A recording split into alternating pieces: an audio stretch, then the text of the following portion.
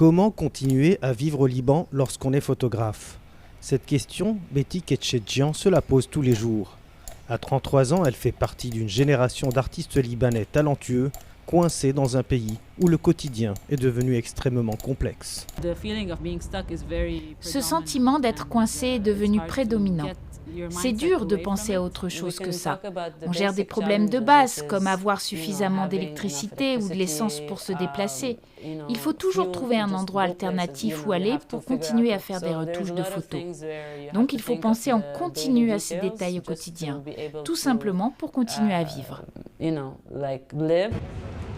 À Beyrouth Photo, où elle présente ses œuvres, Betty Ketchedjian peut profiter d'une exposition salutaire. Dans ses photos, la créativité trouve sa place en toutes circonstances, même dans des moments où l'on peut perdre pied, comme par exemple le confinement.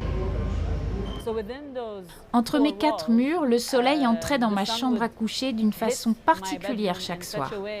Et chaque soir, je devais penser à une manière différente de prendre une photo. C'est ainsi que j'ai fait cette série.